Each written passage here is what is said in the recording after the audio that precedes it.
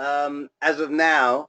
So, if you've got patients that you want to refer to it, I'll send you the link and you can always do that. And by the way, if you have any patients that you want to refer to the Advanced Cancer Support Group, please feel welcome to do that. No, I think I definitely will, because patients of mine always are looking for some resources that and some people like to do those kind of things, and some people don't. Right. No, absolutely. So it's 5 o'clock, so I can formally open the meeting. I got one right here.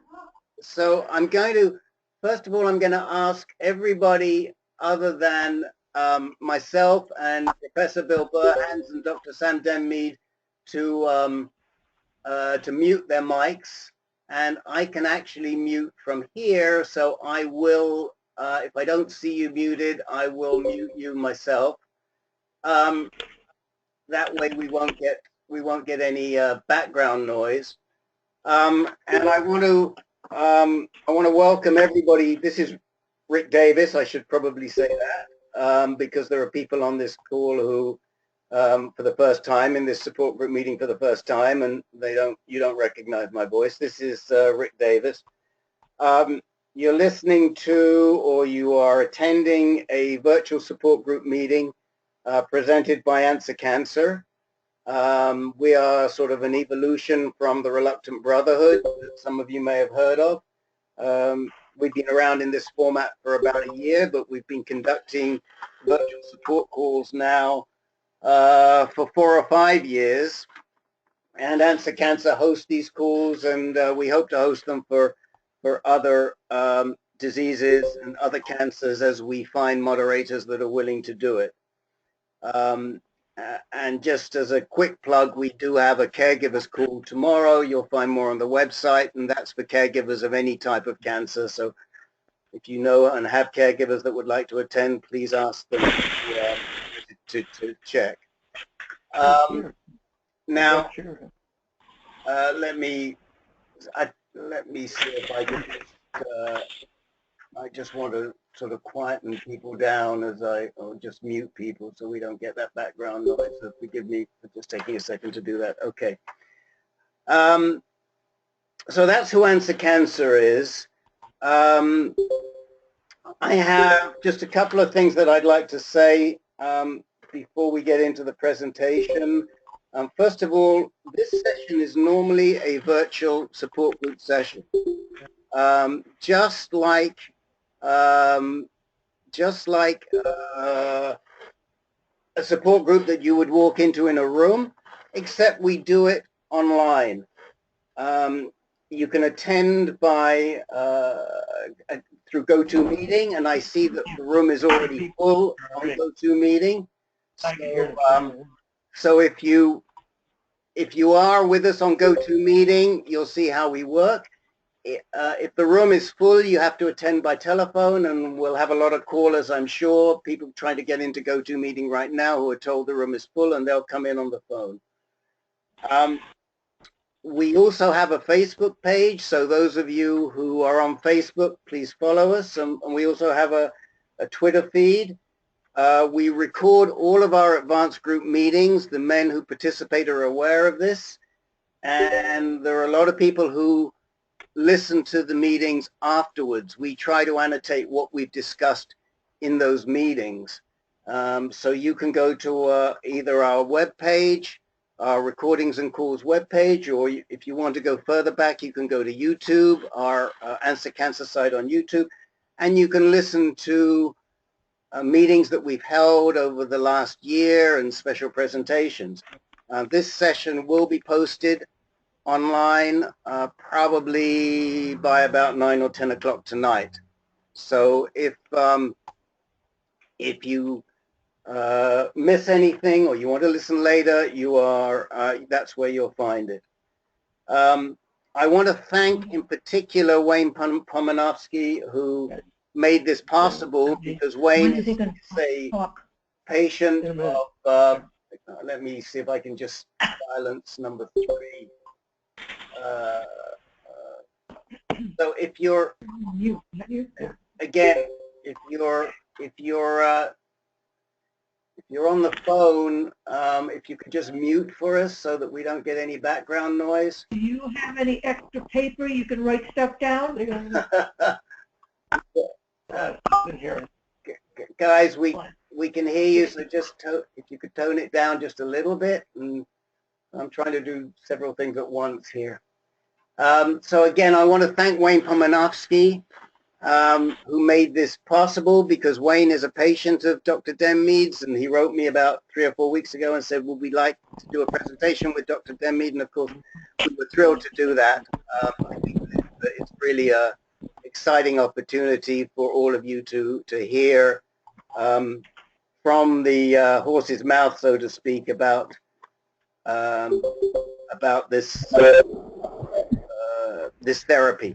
So with that, I'm going to turn the meeting with co-moderating myself and Professor Bill Burhan. Professor Burhan is at. Sorry to keep stopping. I'm just trying to silence people who are coming on here so that we don't get that background noise. Professor Burhan is a cancer researcher at the NCCN Roswell Park facility, which, by the way, Bill has told me is the oldest facility, the oldest cancer research lab in the system. And Bill himself has advanced prostate cancer and has responded incredibly well to an immunotherapy drug that, ironically, he was actually testing in his own lab before he started taking it. And so it's a really wonderful story. I've heard him before. So Bill, with that, I'm going to turn it over to you. And if you would like to introduce Sam, and we'll get into the presentation. Okay, thanks, Rick. So Dr. Denmeade is has a distinguished history as a physician and oncologist. He earned his MD from the Columbia College of Physicians and Surgeons, then completed a residency at the University of Chicago. He then performed a fellowship in oncology at Johns Hopkins and a fellowship in medical oncology at the Hopkins University School of Medicine.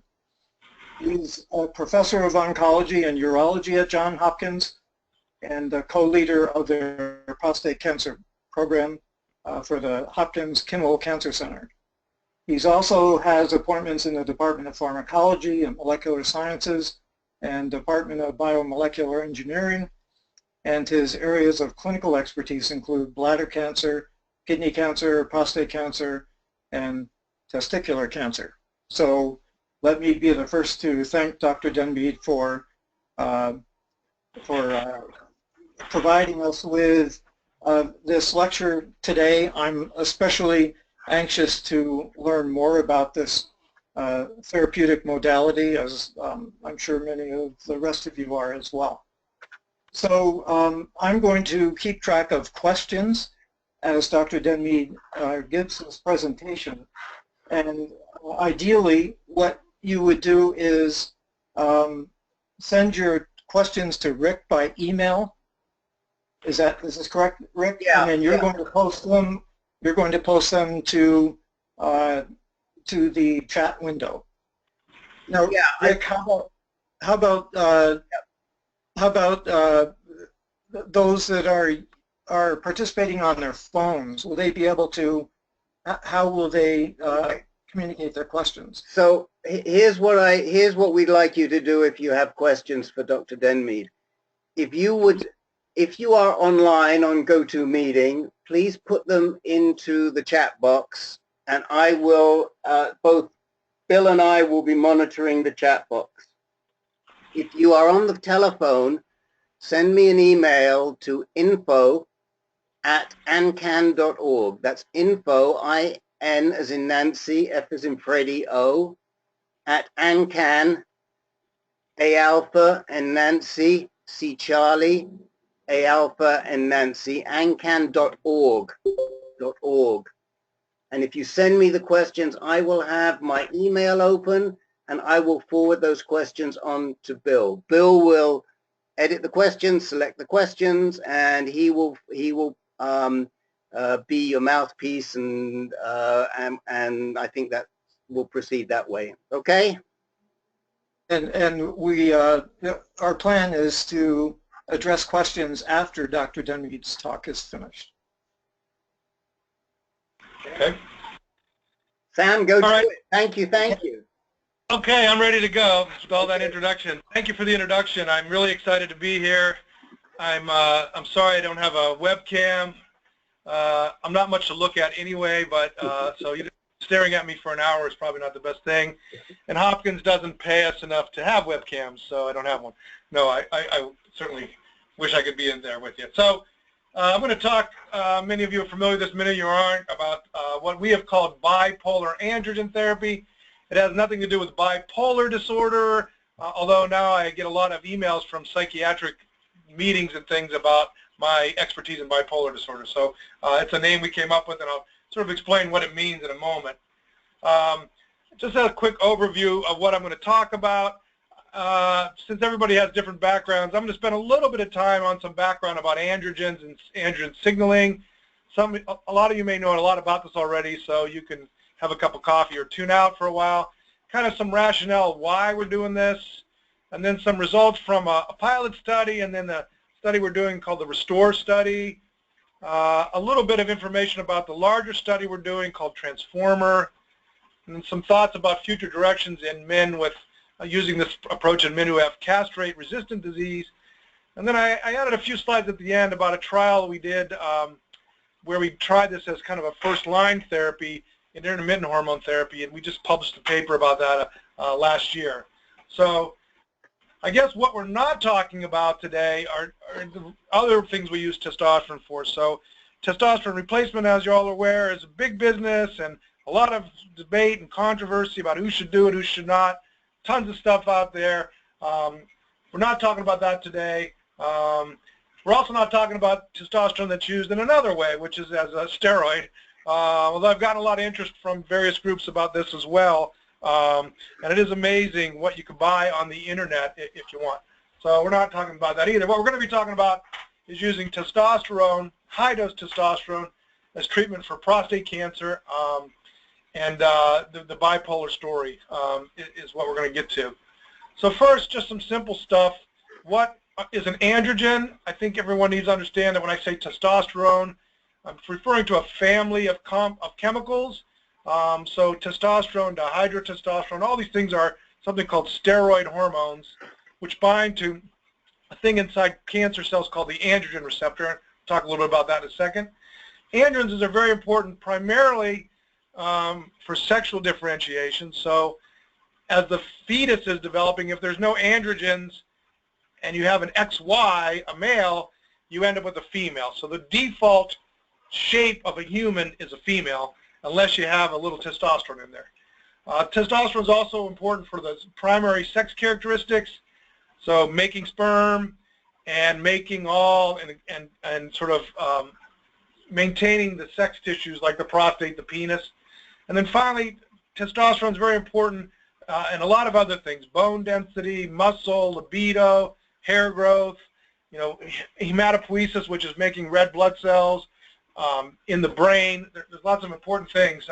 We certainly have learned a lot about how important testosterone is with our therapies that take it away. So all the side effects we get from hormone deprivation are related to the importance of testosterone, not just in the prostate, but in the whole body.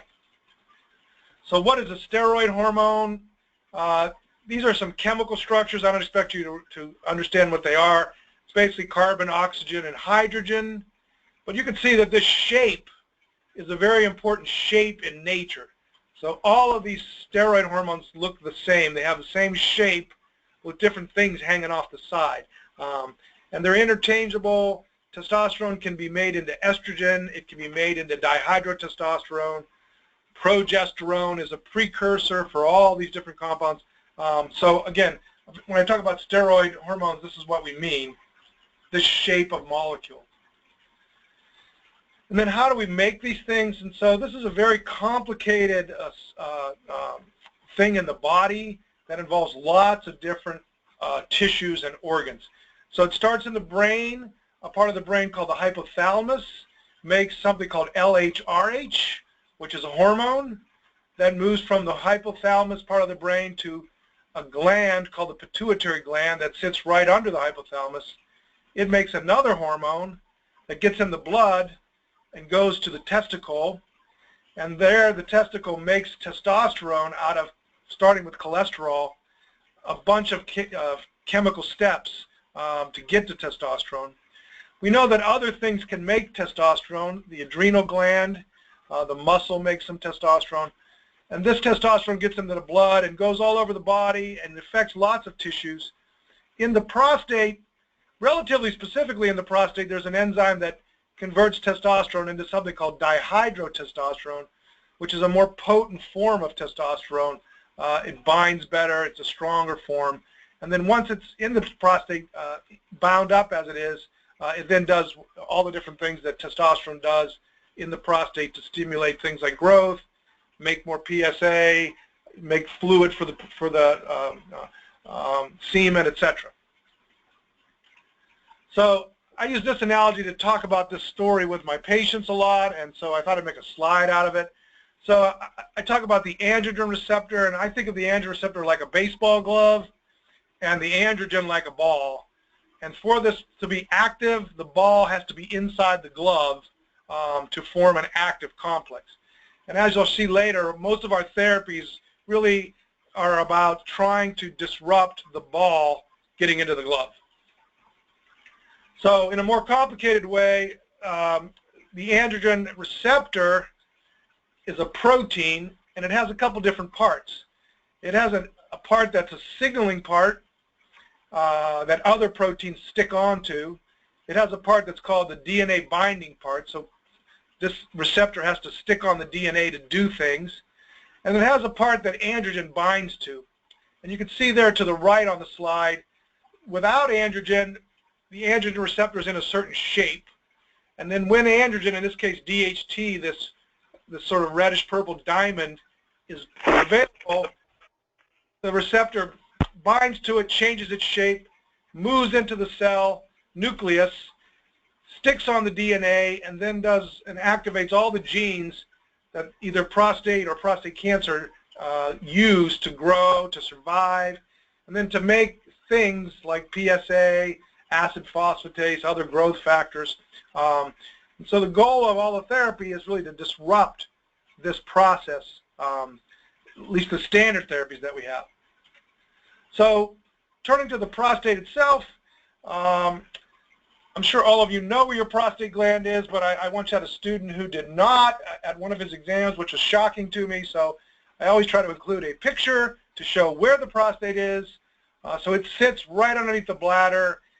And as you know, the urine flows through the urethra, from the bladder, through the prostate, through the penis, but also through the prostate comes the semen, and the prostate's responsible for making a lot of the fluid of the semen.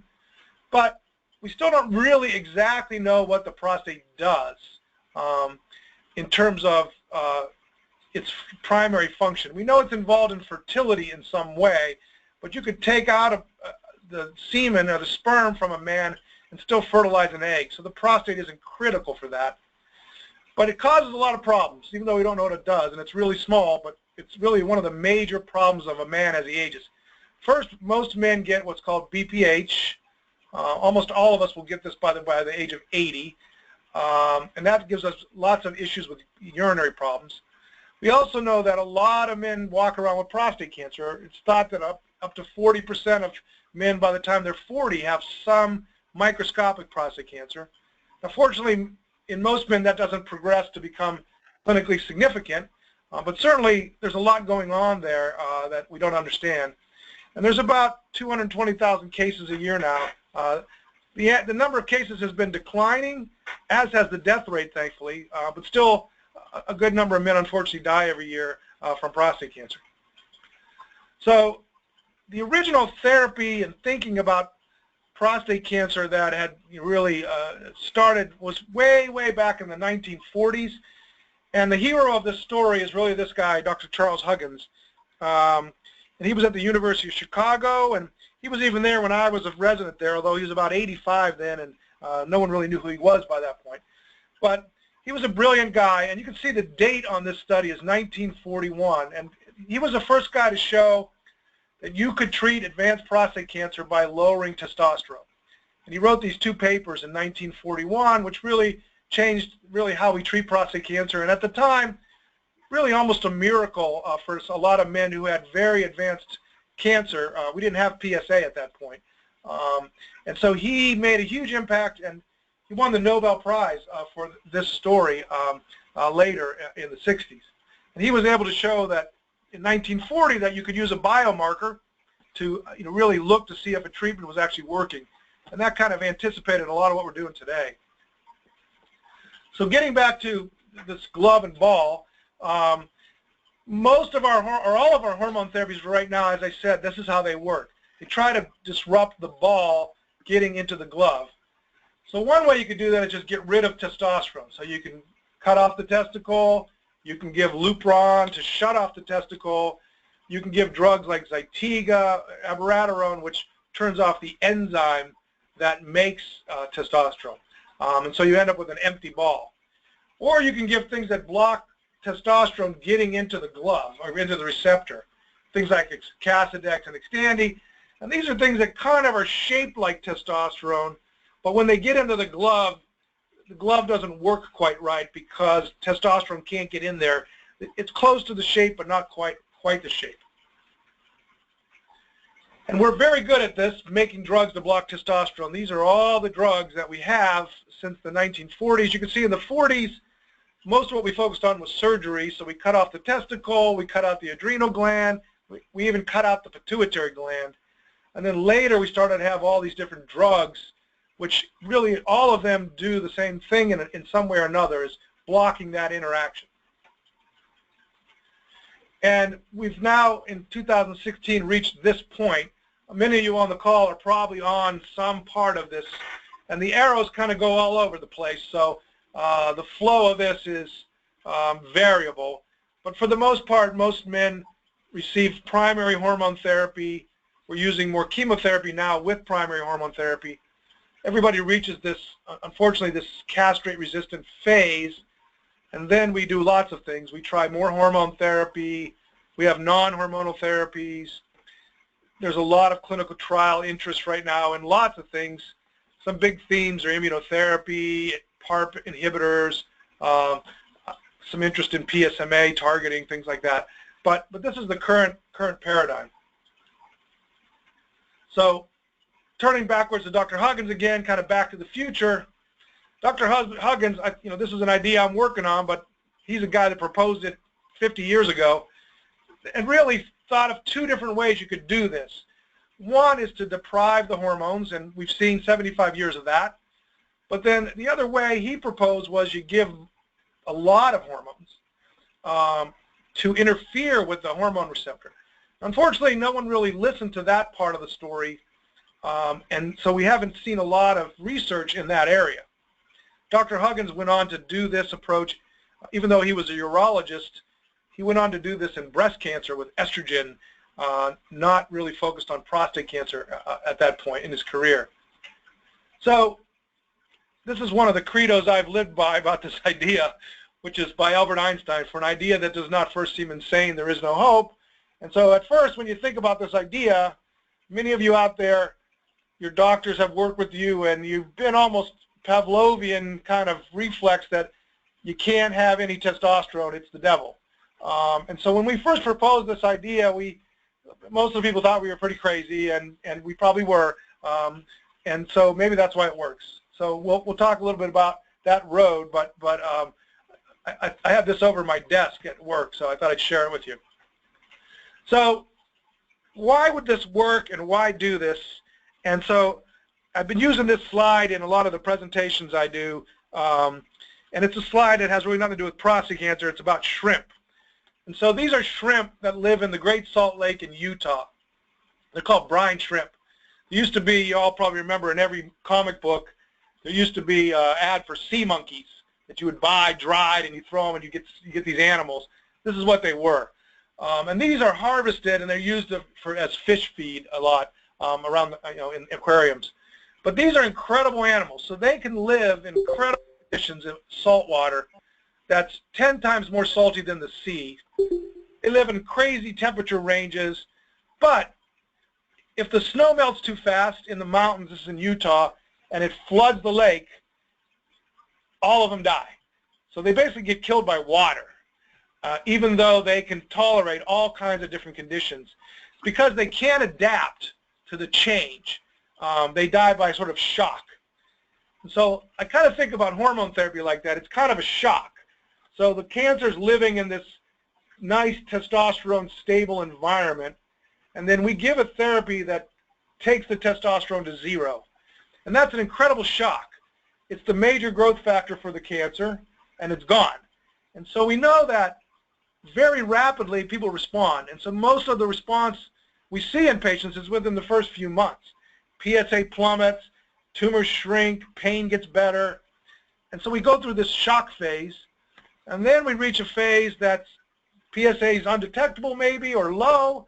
That phase can last months to many years. And the tumor is still there. It kind of goes dormant. We don't really know exactly what's happening at this stage. It's hard to study because there's not much to biopsy. There's not much to do. But we know the cancer's there and kind of, sort of, in my mind, sort of rolling the dice, trying to figure out how can I grow again in this low testosterone environment. Eventually it figures it out. And it becomes, and we call that resistance. It starts to grow again in this new environment we've placed it in. It adapts to it. So my analogy is there's sort of a sweet spot where the cancer likes to live. And when we perturb it, it doesn't necessarily die. It can take a little bit of change, but not a lot. So when we give it anti-androgens, block androgens, we shock it, and we drop the growth. But it suggests this model that we could go the other way and give it a lot of androgens and shock it too. We could basically move it out of its comfort zone. And for that reason, these kind of results, this is what got me started, these kind of weird results. This is cells in a dish, and you can see that they grow fine, but if you give them an androgen called R1881, they stop growing. And if you give an anti-androgen, Cassidex, they stop growing. So they respond to shocking them in either direction. And that was always intriguing to me, why that can be. One of the reasons we think these cells get resistant, and one of the main reasons is they still want that androgen receptor. They're still kind of addicted to it. And they just titrate. They make more and more and more of it until they get a new level that works for them. And so what we see in the cancer is the cancer cells start to make a ton more of this receptor, maybe 100 times more than they started with. And they make more copies of the gene, and they mutate the thing, and they make variants of the thing that don't need the ball anymore. But it still seems like it's a critical thing. So there's a lot of evidence in the lab, and a lot of it was led by this guy who was a colleague of Dr. Huggins, who showed early on that if you took cells that had been adapted to live in low testosterone and you suddenly gave them high testosterone, they would stop growing. This is a graph of in an animal showing that you go from point number 2 to point number 3. Now over time the cancer readapts, starts to grow again, and they showed later that you could then drop the testosterone and the tumors would shrink again. And the other part of this picture shows at the beginning the little dark lines here, you can see the androgen receptor is sort of light gray. When they've been adapted, the line gets darker, suggesting there's more androgen receptor. And then when they get exposed to testosterone for a while, they readapt and kind of go back to baseline again. So they're able to change depending on the environment. So we found in our lab and others, this seems to work. The cancer cells stop growing when you give them what we thought was their growth factor. So it's kind of a paradox. It's hard to understand really, and why this exactly happens, we don't really know. There's lots of different reasons that that in the lab people have shown, and this is maybe more detail than you need, but just the point here is that it does a lot of things.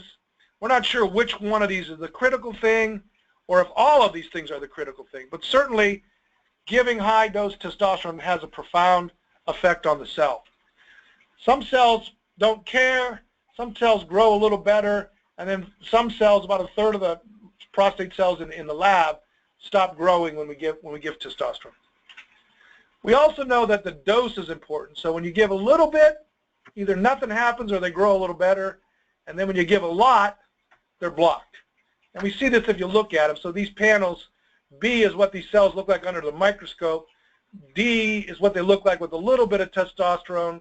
They still look healthy. And F is, you can see lots of little dots and big clumps. The cells are starting to fall apart under the high dose. So it became evident to us that we were going to do a trial that we probably needed to use not regular levels, the kind you can get with things like hormonal replacement gels, but some kind of shock level. And I'll show you how we achieve that in a second. So our hypotheses were, one, that maybe we could take men who are castrate resistant and give them a shock of testosterone, high dose, and then drop the level real fast. So kind of a high shock followed by a low shock. This wouldn't let the cancer cells adapt to the environment very easily, and we might be able to catch them out of phase, so to speak. We thought we could disrupt the regulation of the receptor, and we also thought that we might also be able to resensitize, because if these cells adapted and dropped the receptor, they might become sensitive again to things that lower hormone therapy, and we'll talk about that a little bit. So this is what I mean by what we call bipolar androgen therapy. We're basically taking men and giving them an injection of testosterone in the buttock, in the muscle. This dose of 400 milligrams, it's an FDA-approved dose, so even though it's high dose, it's not crazy high dose, so it's approved dose that used to be given to men to kind of restore testosterone in older men who had their testosterone got low. There's lots of other ways to do that now, with gels and creams and things you put under your tongue and all kinds of things.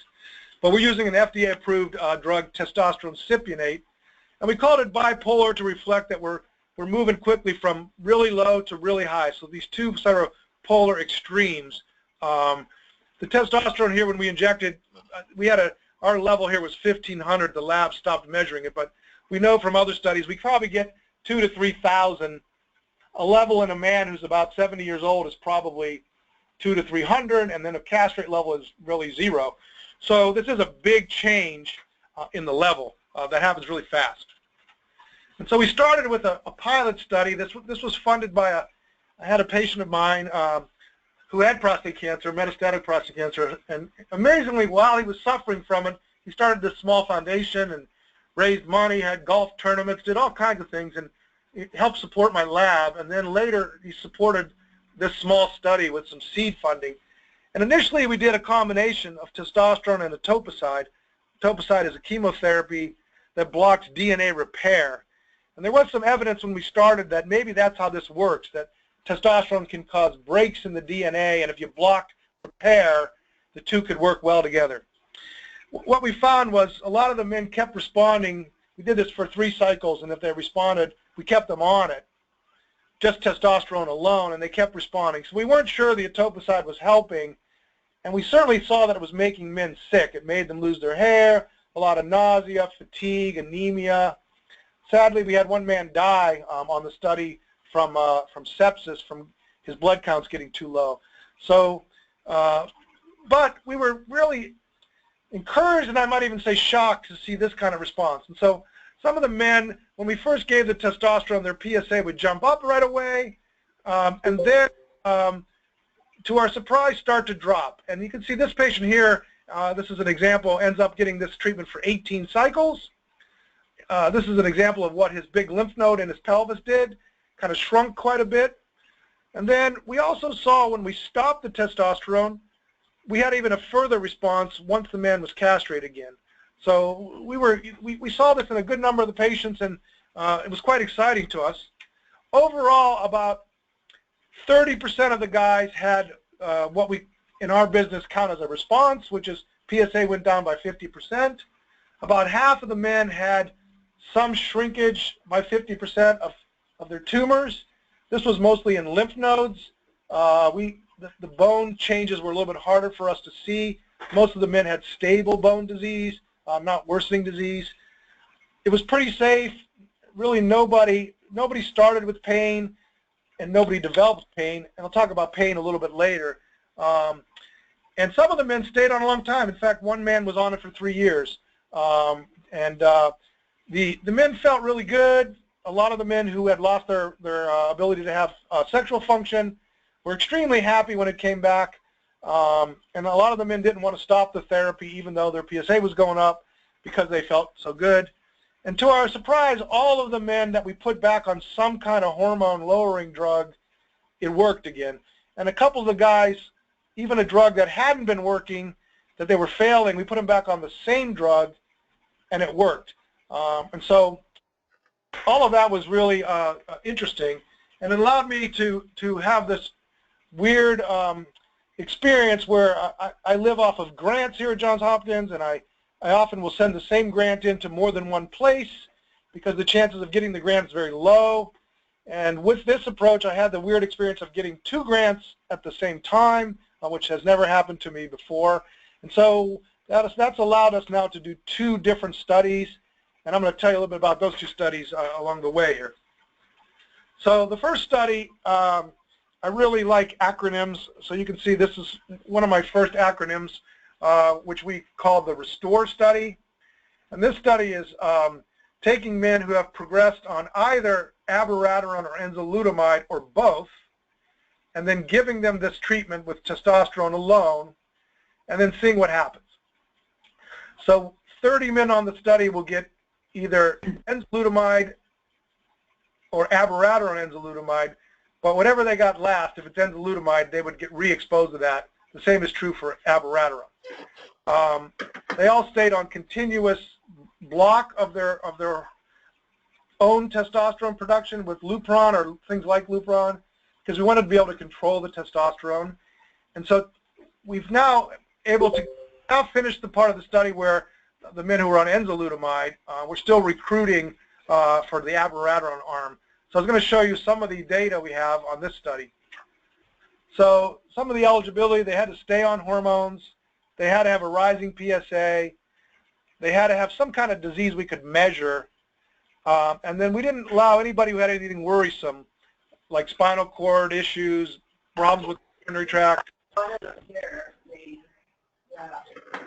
And then the big one was pain. So in the past, people have tried to use this approach to treat bone pain by combining it with things like radioactive compounds. And what they found, this was back in the 70s, is that when you gave a man with bone pain from prostate cancer testosterone, the bone pain got very worse very fast. And so we have excluded on our studies anybody with symptoms.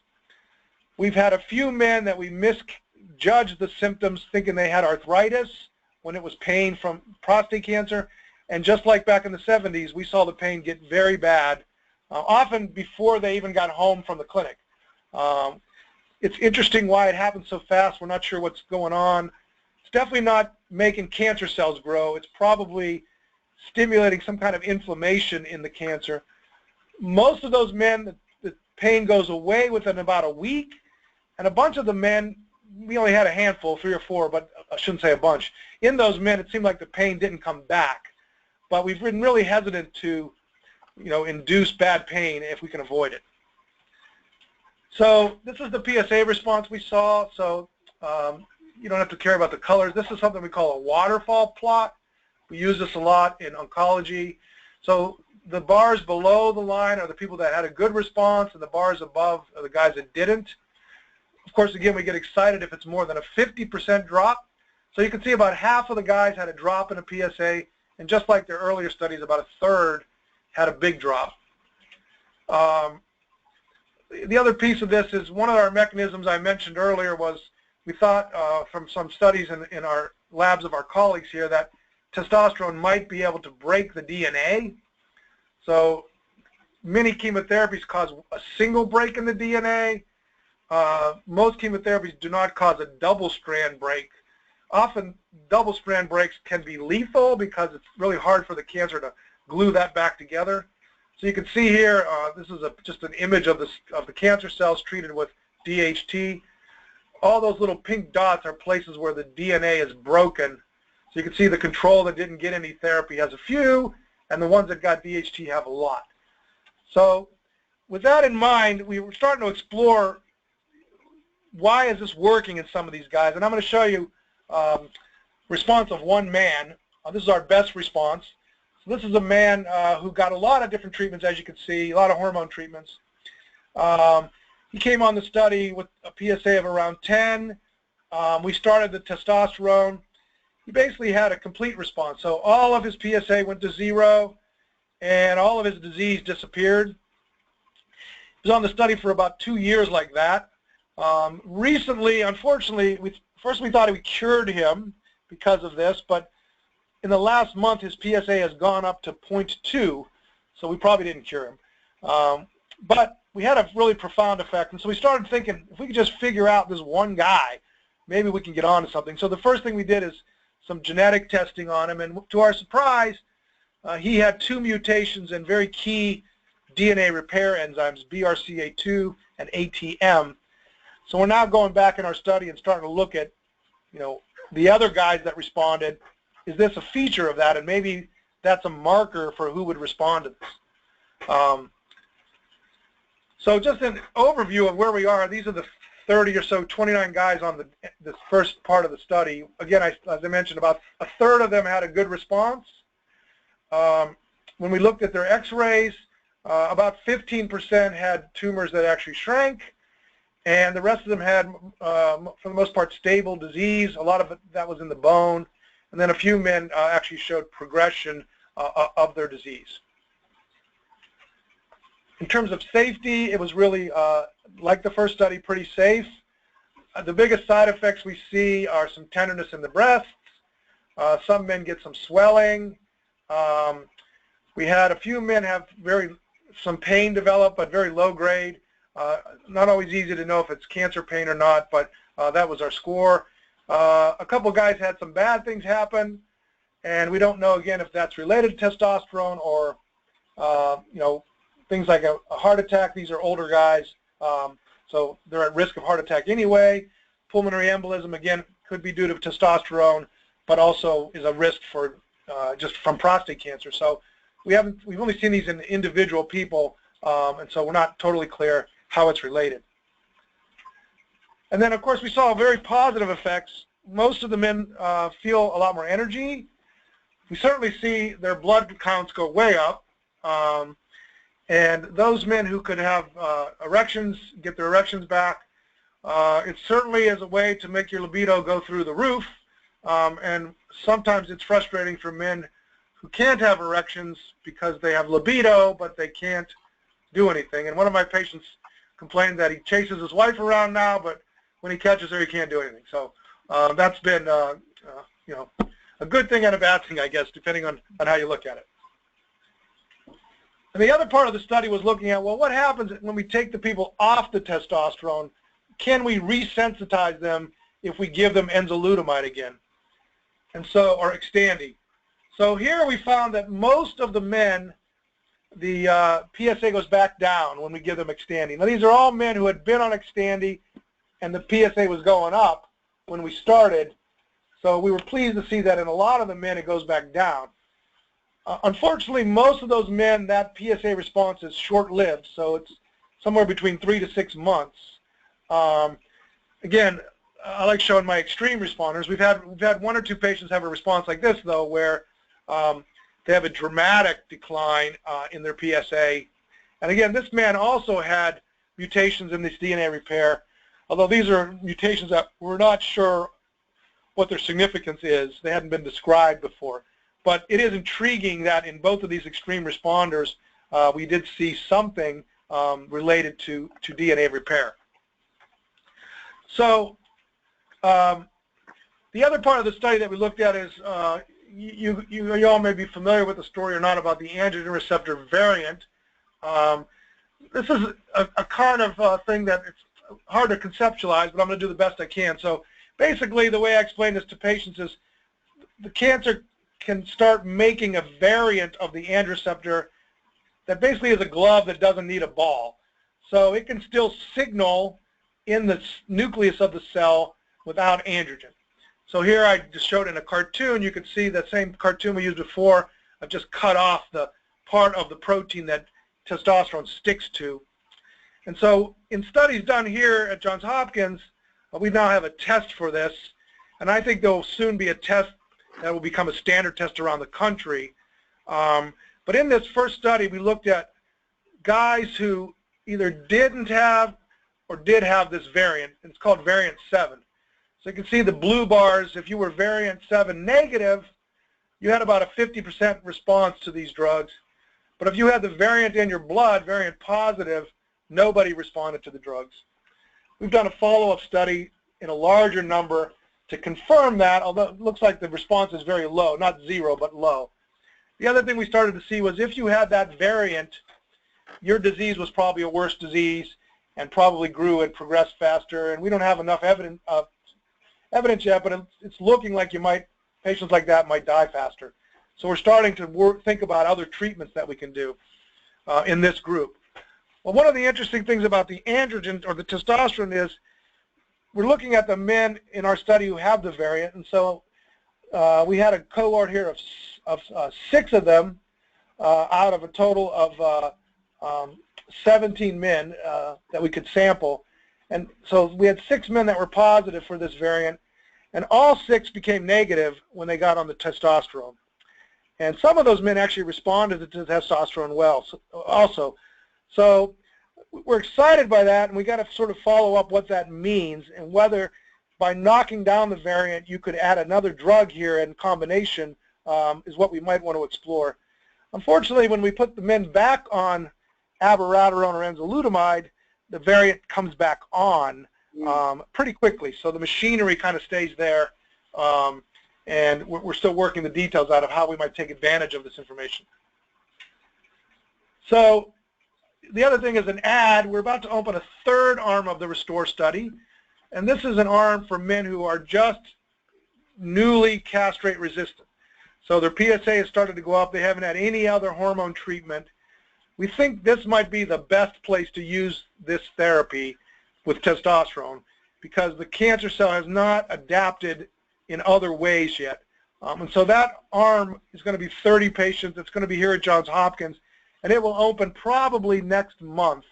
We're doing a lot of additional correlative things, and we're going to try to look at and do genomic testing on all the patients also to try to get more information about whether this DNA repair goes along with responding to the treatment. So the other study we're doing, which I don't have a lot of data to share with you, I will just tell you a little bit about it, is called the Transformer trial. And Transformer is this crazy acronym that I made up that no one can remember, but that's okay. It killed an hour of time for me. The grant that we got was from the Department of Defense Prostate Cancer Research Program, and it was called a transformative grant, so we decided to call the trial the Transformer trial. And this was a very good-sized grant, which is now allowing us to do a bigger trial to kind of prove this concept. So this is a little bit different trial, and here, these are men who have been on hormone therapy and have been given abiraterone and are progressing. They then get randomized to either receive enzalutamide as standard treatment or testosterone. And instead of PSA as the kind of endpoint we're looking at, we're actually looking at how long does it take their CAT scan, bone scan to get worse. And one of the reasons we did that is because, as you may be aware, PSA is a gene that's controlled by testosterone. So you could have the scenario when you give testosterone, even though the cancer doesn't get any worse, it can make more PSA, and it would fool you into how effective this could be. So those earlier studies, those results we saw are great. They might even be better. We just don't know because we're looking at PSA as the endpoint. So this study is really a harder endpoint of how long till we see the scans get worse. Just like the previous study, the men have to stay on some type of hormone suppression, Lupron, Zoladex, whatever. And then when these men progress on their scans, they get the opportunity to cross. So the testosterone men can go on enzalutamide, and the enzalutamide men can go on testosterone. And in this study, we're looking at a number of things, how the androgen variant is affected, some scans that we're doing, a couple other correlative studies. We're trying to enroll 180 patients. We have 17 places in the U.S. that are doing the study. We've enrolled about 143 patients, although we only have about 120 that were eligible. So we're still looking for 60 or so patients, and it's a 3-year grant. So we're in the 3rd year, so we're trying to enroll all those patients this year so we can at least complete the enrollment, and then we'll start following the patients for response. So these are patients that have to be in pretty good shape. They can't have had enzalutamide before, and a lot of people have asked us why we did it this way. At the time we wrote the grant, enzalutamide wasn't approved yet, and so we had to pick some place to start. So I know a lot of men start with enzalutamide now and aren't eligible for this, and that's just unfortunately the way it rolled out. I tend to use more abiraterone as my first new drug anyway, based on how I see the patients tolerated, but each physician's different. Patients have to have metastatic disease, and then they have to show some kind of progression on abiraterone. And again, the key things we're excluding is anybody with pain. We're excluding people who've gone on to chemotherapy for resistant disease, because we're, again, trying not to take patients who are too far down in the disease kind of progression, because we're worried about the pain developing. We don't want anybody we can't enroll people who have problems with their prostate blocking their urine, because the testosterone can make the prostate get a little bit bigger. And then again, nobody who has risky disease that we're worried about breaking a bone or spinal cord or things like that. So these are the sites all around the country. These slides I think will be on your website, so you don't have to try to look at all of them. But it's a pretty good distribution. We have sites in the Midwest, sites in the South, sites out in the West, Colorado, California. One place where we don't have sites, New York, Massachusetts. These are, where 2 of the big cancer centers are. Texas, we don't have a site. They have their own things going on, so we don't have sites there. One of the sites in Texas we closed because they weren't able to put anybody on the study. We've had people travel from fair distance. So far, the farthest is Hawaii, to come to Baltimore to be on the study. And unfortunately, although we've got a lot of interest from around the planet, we don't have anything going on anywhere else in the U.S. We have been in talks with an investigator in Australia, who's a person we know very well, who's very interested in opening some kind of study in Australia, in Sydney. I think it's in Sydney. And we're talking about what we might do that would be different, where we might learn something through some kind of combined study with the group there. So there'll be more to tell about that later. So again, we have 16 sites enrolling. So far, we've treated, well, now as of today, 122 patients. We've had a couple of safety meetings. Right now, we're blinded to the results, but we do have some safety meetings along the way to make sure we're not doing anything bad. And those safety meetings have given us the go-ahead to keep going. When we get our first 70 guys who've had progression and need to cross, we're going to look at the data. If it looks really good, the study will end and we'll declare victory. And if it looks really bad, the study will end and we'll fall on our swords and declare defeat. But most likely what will happen is there won't be enough events to make a definitive conclusion yet.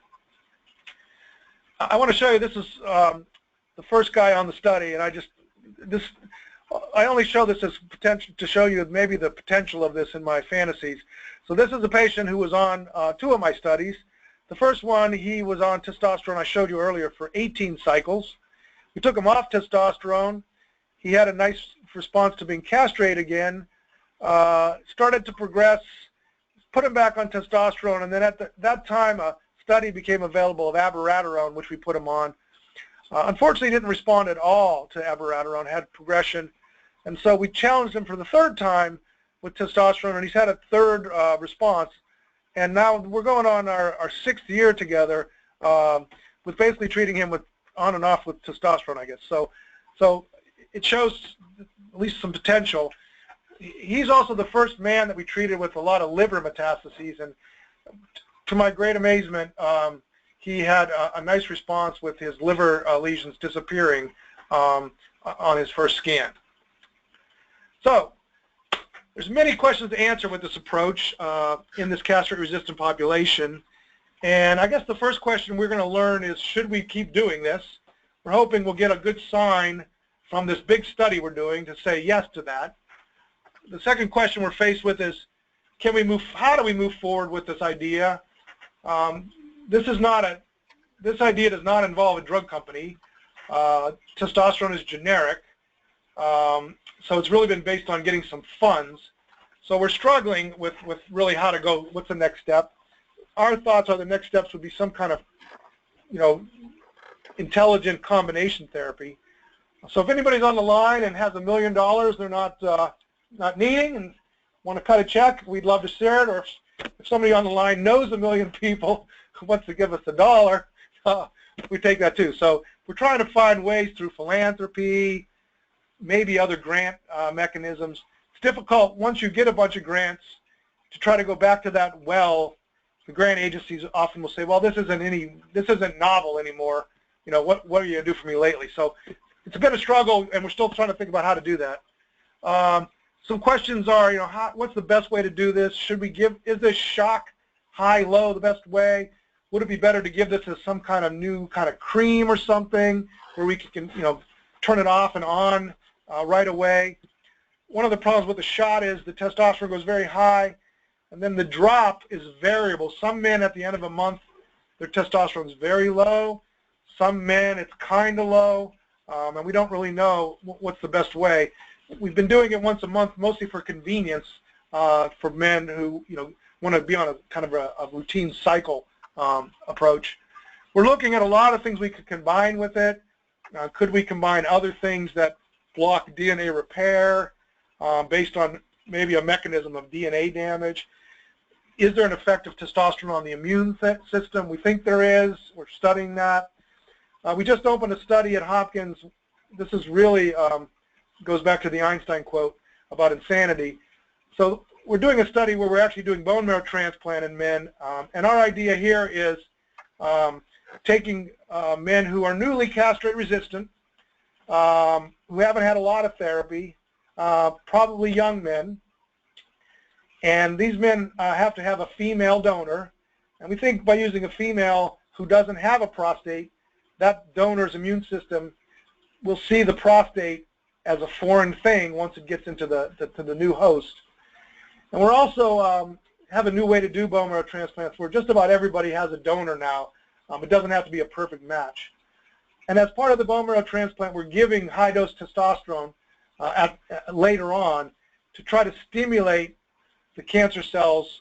These are men who are going to stay castrate, to try to stimulate the cancer cells to turn on all these new proteins that this new immune system might recognize. So that just opened. We have our first man.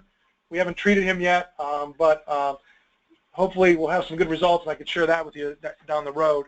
So that's where we are, and I'm going to jump to one last thing, then we can take questions. And this is, some points to take home. Again, this looks safe. It does look like some men respond. It looks like we could resensitize. It certainly seems to improve the quality of life in some men. So I think it's promising. It's still experimental. It's definitely not a cure. And I think, we're going to figure this out one way or another, where this fits in the treatment. And then the last thing I wanted to share, just because I had some questions about this, another quick question that we addressed, which is, could we do this earlier? Could we give this as first-line therapy? So we did a study, and we published it recently in the journal The Prostate. And the question we asked was, what if we did intermittent hormone therapy a different way? Instead of castrating and then stopping and waiting till that testosterone slowly recovered, if our goal was to recover the testosterone, why not just give it? And maybe we could prolong the sensitivity, maybe we could make men feel better, maybe we could minimize some of the side effects, some of the metabolic issues, and maybe we can improve quality of life. So I'm sure many of you on the phone are dealing with this, with the hormone therapy, all the problems of hormone therapy. You learn how important testosterone is when you take it away. And so these are things that intermittent hormone therapy was designed to maybe try to make better. It's not clear how well we do there with that. And so if you look at this is how we usually do intermittent therapy if anybody's on that approach. We give it for a while, then we stop it. If you respond, we let you recover your testosterone, which sometimes takes a long time. When the PSA gets up to a certain level, we start it again. And if you respond, we just repeat until you have resistance. And then if you don't respond, we just continue on regular hormone therapy and add others. So the advantage of this approach may be that we can improve your quality of life. In my opinion, the disadvantage is there's a variable recovery. It's a slow recovery. And it gets back to this idea of adaptation. So we're giving the cancer lots of time to readapt to this slow recovery. So the other piece to share with you is some prognostic information from one of these studies where they basically showed if you get your primary hormone therapy, if your PSA goes down less than 4, certainly less than 0.2, your survival is a lot better than if it doesn't. So that was our endpoint of the study, which is giving hormonal therapy, and in men who got below 4, giving them testosterone, alternating with hormone therapy, to see how long we can maintain them as, not getting resistant. So you can see here this cartoon.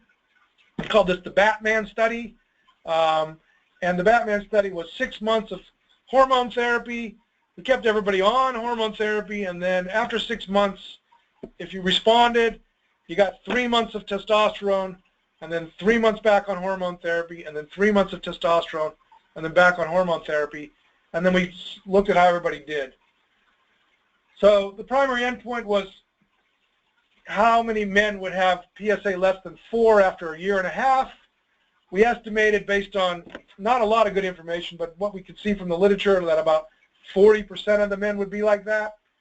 We thought we'd declare victory if we had 60% of the men like that. And we were able to get a lot of men on the study really fast, so we put 33 men on in a year, and we completed the trial in last May. What we found was, so 4 men didn't hit the goal of getting less than 4, so they didn't go on the therapy. 72% of the men got below 4 after 18 months. So when they got back to hormone therapy after a year and a half, they were still sensitive. Again, well tolerated. The biggest side effect was some swelling in the lower legs. A pretty significant improvement in these guys in the usual things, strength, energy, and then sexual function. So we saw the PSA. Some of the men, when they got done with hormone, the androgen suppression, and we gave the testosterone, the PSAs went way up and then dropped back down again when we stopped. And some men, it actually didn't go up at all, really. So it was kind of interesting. We didn't have enough guys to figure out if that was a marker for anything. So we're also, now at this point struggling with, should we do a bigger study with this approach as intermittent therapy? And again, that would take some significant funding and some significant interest, and we're still debating how to do that. So that's where I'm going to stop. These are some names of our team. Again, we got this great funding from the 1 in 6 Foundation. They're in Akron, Ohio. Unfortunately, the patient, Mr. Hunziger, passed away about 2 years ago, and that really this is given in his memory. He really taught me what one individual can do with the willpower and sort of the desire to to get things done. So I'll stop there. I thank you guys for your attention, and I know a lot of you are out there are advocates for prostate cancer research, and appreciate that. And this slide deck will be on the website, and you're welcome to, if anybody wants to email me with a question. I'm not really good about answering the phone, but I'm good with email. And if you think you might be eligible for one of these trials, you can email me, and if you're not in Baltimore, I can maybe hook you up with the site if you're eligible. And then hopefully there'll be more to come as we go forward. Wow. So I'll turn it over to Bill, who has the questions. So this is the part where we would all normally be applauding, but we're not going to be able to do that. So let me just say, Sam, that that was a terrific presentation. I really enjoyed it, and I now have a much better understanding of why there is so much excitement about this, this therapeutic modality. So with that, I'll go on to provide you with some of the questions that I've accumulated here. And I think I will start with one from Jake Hanman, who asked what I think is a great question. When do you expect to publish results and obtain FDA approval, or is FDA approval for BAT even required? Yeah, that is a great question. So the first half of that, when are going to be published results? So the study, the Restore study has sort of two arms, and we've recruited the one. We're about 7 guys shy in the other arm. What we've decided, because of the interest, is we're going to just publish first arm as a separate story, so we can get the information out. The first place it's going to be published is in the spring. There's a big cancer meeting called ASCO. We submitted it as an abstract. It's basically a summary of all the stuff. Now, whether they're going to accept it as a thing that gets published, I don't know, but it's going to have a, at least in an abstracted form, what I just presented. And at the same time, we're now working on the manuscript, so we hope to at least submit that manuscript within the next 2 months. Depending on how that manuscript is received, it may come out soon, and knowing how crazy science is, it could be out in a year. So it's variable, but that's our plan. And then once the other arm of the study accrues and we have enough information, we'll probably publish that as another study. And then the big study, the Transformer study, you'll probably hear about those results before it's published, particularly if it's positive. So the next question about FDA, this is a tough one, because if you read about testosterone, the FDA label, there's a black box warning that says, do not give this to men with prostate cancer. So to get FDA approval would be a heavy lift and would require a big survival study, I think. So those kind of studies probably need 500 men, maybe 700 men, randomized kind of story. That gets back to, how does one pay for that? There's big cooperative groups in America, but they have bills to pay too. So we're not sure how we would do that. Saying that, could people just do this and the hell with the FDA or have it approved? It's really cheap. I don't know if insurance would pay for it or not. It's probably 50-50. It's about $100 an injection if you count the facility costs and things. Right now, I've been getting a lot of emails about, hey, my doctor wants to do this. I live in New Zealand. I live in the Philippines, all over the place. And I've struggled with what to say about whether, yes, no. Certainly, once we have the data from this randomized trial and it looks positive, it will give us a lot more evidence to support just using it. So I've been trying to respond by saying, maybe it's experimental. Certainly if you have pain, it's probably not a good idea. So that's kind of where we are with that. I don't know if we're ever going to be able to get FDA approval for it. And unless the data looks good and we can kind of go to them and say, hey, although we kind of have done a randomized study, it's not a survival, how long do men live kind of endpoint, but is it good enough? We might try that. Maybe we'll get lucky. I don't know. But the opposite would be, nothing to stop people from doing it. Again, getting back to that, that's why it's critical to get the information out so people can make some informed choices. So presumably that information would include detailed protocols for, eventually anyway, for so that other MDs would be able to know how to treat their patients this way? Yeah, it's not really detailed. It's get a bottle of testosterone, pull your pants down, stick it in your butt. Okay. The end. You know, the dose is, we already published the dose. It's, you know, it's a standard dose. So yeah, but yeah, there, you know, certainly if people need that written down, I'm happy to write that down for them. Okay, and Jake had a second question, which is for patients who experience an increase in pain, were you able to control it with opioids until the pain subsided? Yes, we were able to. The scenario we typically see is they get the injection at noon, and about 7:30 we get a call, I'm having a lot of pain. It's only happened in a handful of men, so I don't have a huge experience. What we did for those men is, you know, prescribed opioids. I think once or twice we actually prescribed steroid, Decadron, although that was sort of just a knee-jerk thing because we didn't know what to do. We haven't given anybody anti-androgen. Usually what we see, the pain starts to subside over a week, and then the men come back at their, you know, 4 weeks after the shot, and at least the men I've taken care of, the pain seems to go away. And in those men, we kind of have a discussion, do they want to try it again? And in the men that have tried it again, I did not see, it's only been 2 or 3, the pain doesn't seem to come back. So it may be, we don't really know. I think it's potentially interesting why the pain comes.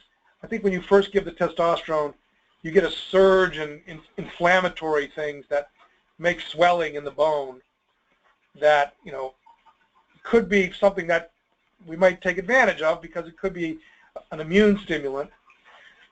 The opposite used to be true. So back long ago when we didn't have PSA and men came in with, you know, horrific pain from prostate cancer, when you castrated them and turned off the testosterone, the pain got better within a few hours. So it seems like, you know, this is just the opposite of that, that there's something about turning on, turning off inflammation. So although we don't want men with pain, certainly if someone tried this in a guy with pain, it would, you know, they just need to know it's going to get worse and then it might get better. The fact that some of these patients are experiencing pain so quickly before they even arrive home after getting a shot, I think you said, seems to be really interesting. And yeah, I mean, that's the classic flare, which, you know, we used to get sometimes when we gave LHRH agonists, you get a flare. I think this is sort of like a super flare because we're actually injecting a good amount of testosterone. So now we've taken this sort of on the road now, and I don't have that data yet. So now that we have a bigger cohort, different investigators doing different things, we might learn more about the pain, you know, as we get that data in. is it possible that treating these patients with anti-inflammatory agents would help to solve this problem? Is that something you've tried, or? Yeah, I mean, we have, like I said, we gave Decadron as an anti-inflammatory drug. Okay. So a little, maybe more potent than Motrin, with that in mind. And it's hard to know because, you know, we sort of threw Motrin, we sort of threw Decadron at them. Sometimes opiates, pain gets better. It's not clear which of those things is working. So we may need to be super brave and do a study of men with pain. I'm not sure if that would fly with our IRB and how we would do that, but we certainly talked about it, but we haven't done that yet. Yeah. Okay, so Rick had also another really good question, although I think you at least partly answered it in your discussion up to this point. His question is, for men who have been on chemo and have no pain, can they suggest BAT to their medical team? That's the first part of the question. I'll leave it there. Well, there's no reason. The chemotherapy is kind of an arbitrary line we drew. We allow men now to have chemotherapy in the, you know, in the sort of hormone-sensitive phase.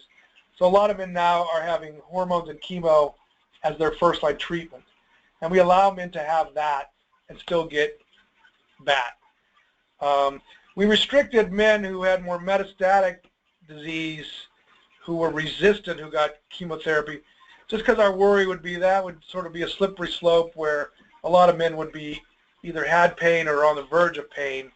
So we didn't, but there's no biological reason why you couldn't do it. So certainly if someone wanted to do it and the clinician was willing to do it, that wouldn't be a limitation, I don't think, unless they had maybe a lot of disease or, you know, they had a lot of pain and it got better. So I would just be a little bit careful, but yeah. Okay, so I have a couple of questions, and the first one is, at this point, what is your, I realize that you don't yet have a solid answer to this question, but do you have a best guess for what the underlying mechanism might be that explains why supraphysiological testosterone has the effects it does? Well, that best guess keeps changing every week because somebody publishes a new paper. I mean, one good thing about this is we've got some folks interested in researching a little bit in the lab, like what the hell's going on. Our original mechanism was, it's going to be complicated to explain to the group, but in it, so androgen receptor is involved in what's called transcription, which is making a message to make a protein. And that seems to be its main thing. But our collective lab showed that when the cell tries to go through cycle, it has to make a copy of itself, and that includes making a copy of all of its DNA. And there's all these mechanisms to control how it goes through that cycle so that it only makes one copy, not 10. So there's a start point and a stop point. And androgen receptor seems to be involved in that also. And what our lab showed is if you have too much androgen receptor and you give too much testosterone, it kind of screws that all up, and the cell has trouble making a copy of a daughter cell. And so that's been our hypothesis that that's how it works. There's some data that it causes these double strand breaks in DNA. One of the problems with those reports is that they seem to get fixed pretty quickly, so we're not sure how significant they are. And we have tried to combine in the lab other drugs that block DNA repair, and they don't seem to work with the testosterone. They don't seem to add anything. So lately we have some strong data that suggests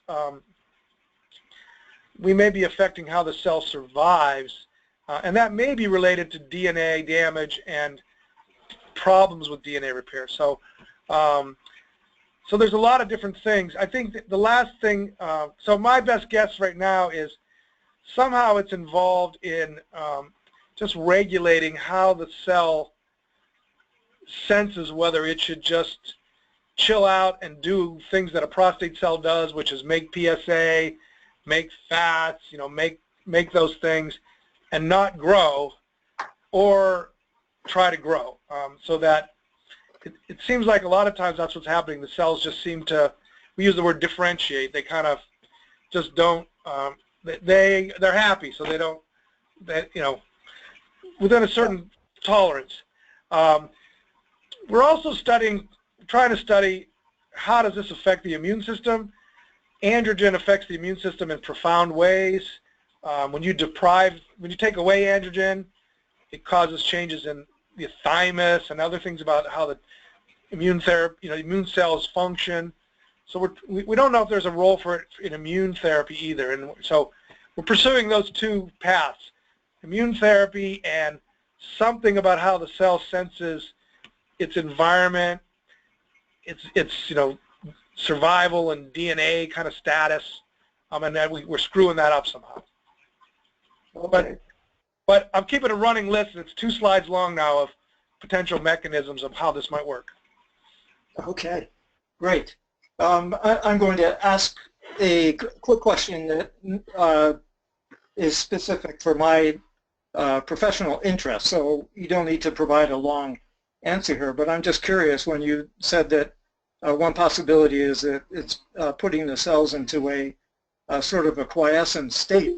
I'm assuming you're referring to a senescent state, And if it is, have you looked for senescent markers in these cells after they've been treated with testosterone?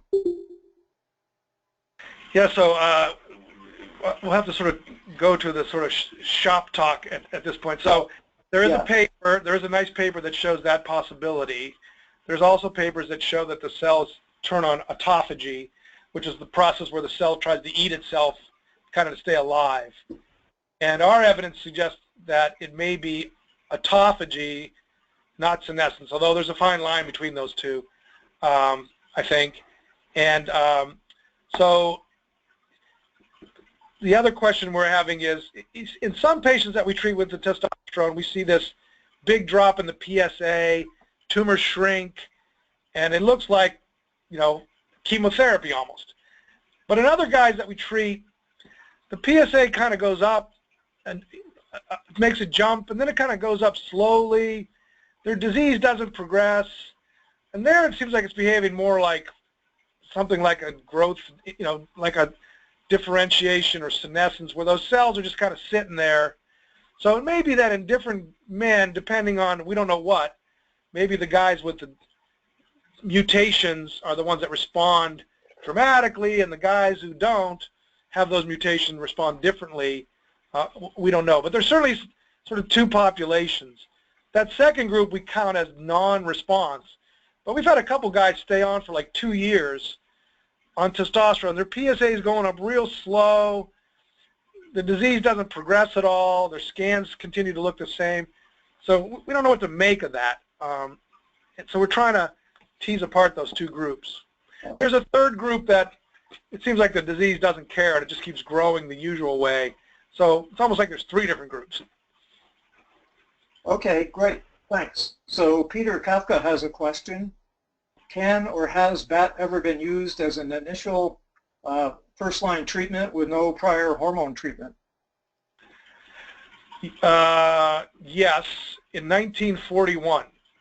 So if you go back and look at my slide, hidden in the title it says effects of castration, estrogen, and androgen injection on prostate cancer. So in 1941, they didn't know what to do, so they tried all kinds of stuff.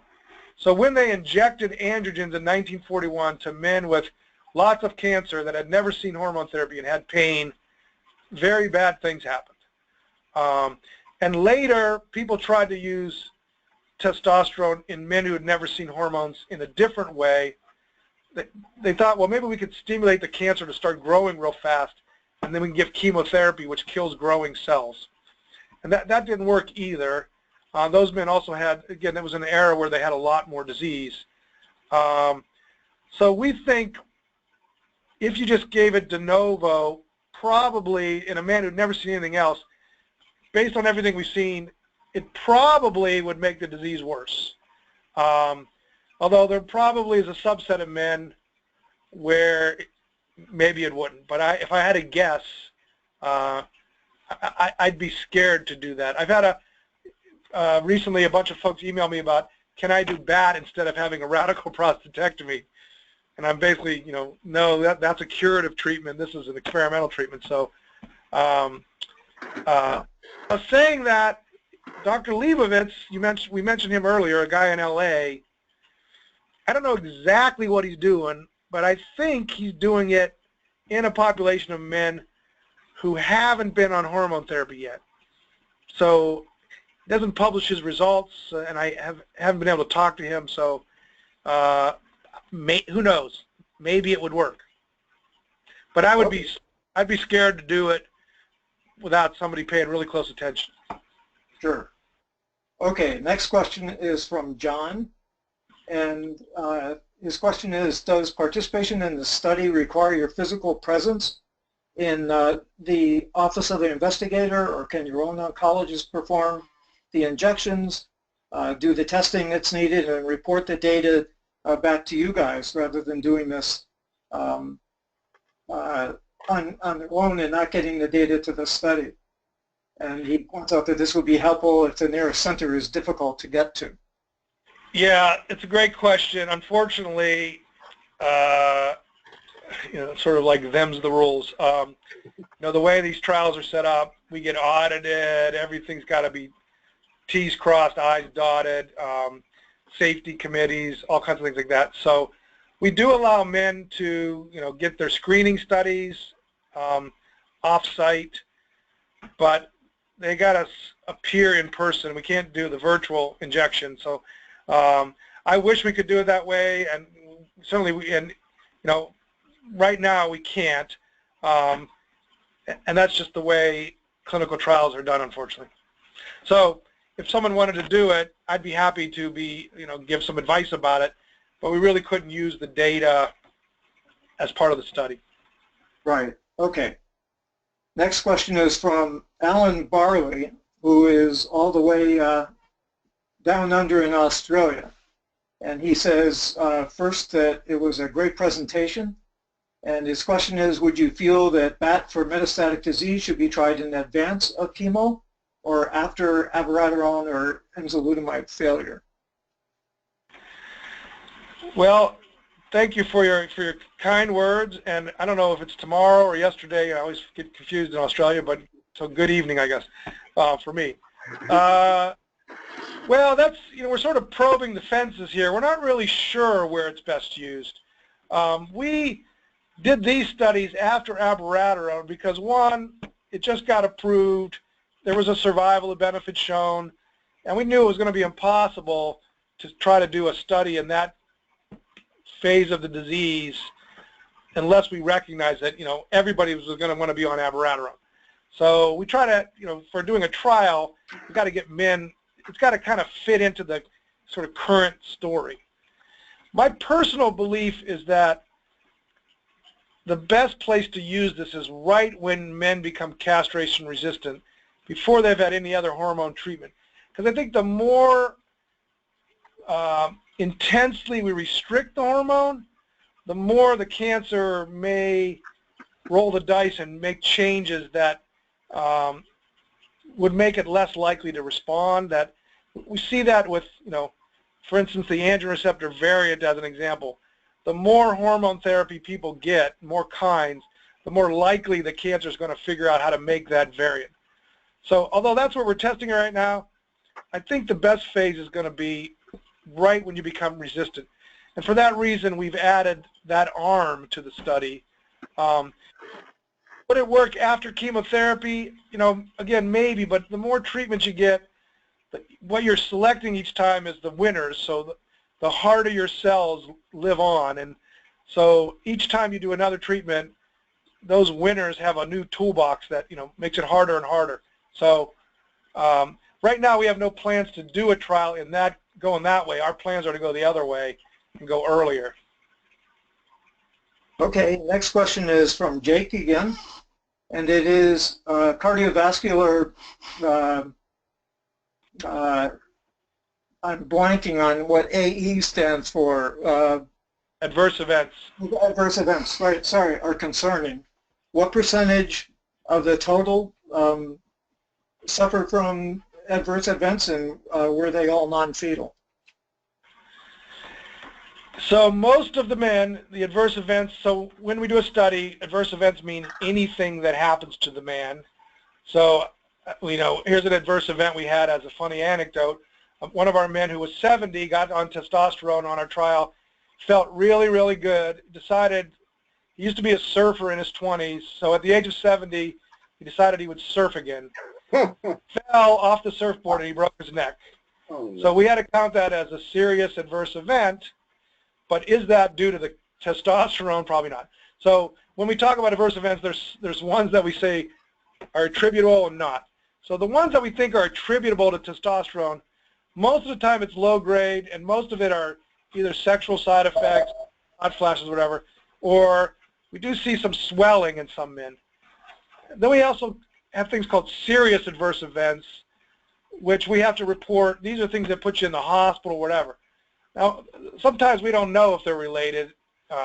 So one of those ones is, I mentioned we had one guy who had a kind of a heart attack, a mild heart attack. We don't know if that was related. We haven't seen 10 guys, we've seen one. It is possible, though, that you can have cardiovascular risk from testosterone. Most of that's in guys who've been on it chronically, not right away. So we've had a few things like that, and we just don't know. We had one man have a mild stroke, took him off the study. We don't know if he would have had the mild stroke anyway. So we're hoping now, as we treat more and more men, we'll start to learn what will emerge. You know, will we have to pay more attention to the cardiovascular system or not? So that's about the best I can say. Is we see these scattered things. Okay, next question is from Stan, who would like to know whether or not Xofigo treatment would exclude him from the trial. No, prior to Xofigo. we're allowing Xofigo and we're allowing Provenge on the trial. Okay. So if you have those, you can do it. And the next question is from, I hope I'm pronouncing this correctly, Thibault.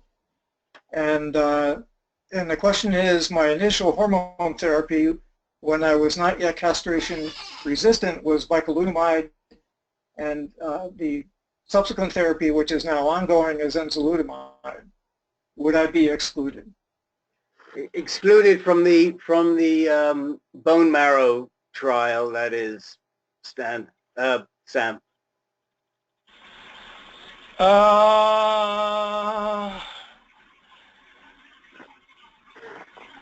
going to say maybe on that one. I mean, right now, the way we wrote the trial is we've excluded men who've had more than one hormone therapy. Well, the men have to have castration resistance and are allowed to have one other second-line hormone therapy. I think we may be changing that because so many men have been on Casodex, Lupron, or whatever, and then they get enzalutamide. So it almost seems like that counts as two, maybe, but it also could just be only one. So we're going to clarify that. So I would say maybe. I mean, if whoever that was interested, you know, please contact me and we can look at things and decide, you know, if it's possible. I think it was Thibault, and I think Thibault is a patient of your colleague, Dr. Antanarakis. So then he can find out right away. I think if he either emails me or Dr. Antanarakis, right. I could get it plugged in and we can at least start to look at his prior history to see if everything else fits too. Right. Excellent. Yes, and Thibault, by the way, is in his mid-40s, so he's got pretty advanced disease. So okay, that would be excellent. Okay, he's kind of the guy we designed that trial for. Well, there you go. So Thibault, I know you're listening. Follow up with either Sam or with Dr. Antanarakis, and if you need us to help you connect, just let us know. I just wanted to ask one question because I know that there are several men on this call who are maybe feeling a little disillusioned in that they feel that they're too far advanced for BAT, for bipolar androgen therapy. Is there a role for bipolar androgen therapy in men who do have heavily advanced disease, may not be dealing with pain issues, because we have a number of men who still aren't dealing with pain issues, even though they've been through platins? What can we, is there any encouragement we can give them from the studies that you've been doing? Well, we haven't restricted men based on the burden of disease. Initially we did because we were very nervous. You know, the first 5 guys we treated, we didn't know what the hell was going to happen. But as we've gotten more experience, so, you know, we just enrolled a man today who had 40 bone metastases, so a lot of bone disease. We've enrolled men whose PSA is 1,000. So it's not, I mean, you know, I feel bad that I got to tell you about all these restrictions you can't be on. You know, that's how we do trials, unfortunately. And I wish I could say, sure, this is ready for prime time. I just don't know. So I think if someone wanted to try this, who had already been on docetaxel, who's got a decent burden of disease, but doesn't have any pain, I don't know, I really have a hard time to say no. Just, you sort of have to do it with great caution. I think the risk, probably the biggest risk would be worsening pain if you did, if you had a lot of disease. But that may be manageable. But I mean, I don't want to discourage anybody by saying this is the only people that can get this. This is the only people that we're doing on the study, because we've got to sort of limit the variables when we do the study. And if somebody's doctor who is more advanced with chemo and we're considering this, I'm happy to. I've been sort of the clearinghouse of the planet, I guess, but I'm still happy to do that and give my advice if I can about is this a bad idea, good idea. So I would say it's possible still to do it. What we typically see is within the first 3 months, you sort of get a clue if it's going to work or not, in the sense of these big responses. And then the next part is, well, in those patients who didn't have a big PSA drop, are they feeling better? Is their disease stable? And nothing bad seems to be happening. And we've left a lot of those guys on because we feel like they're getting some clinical benefit. So I want to follow up on that question, if I may, Sam and Bill. And largely because I have one guy in mind, but it applies to several guys with advanced disease. We have several guys on who attend regularly who don't make PSA.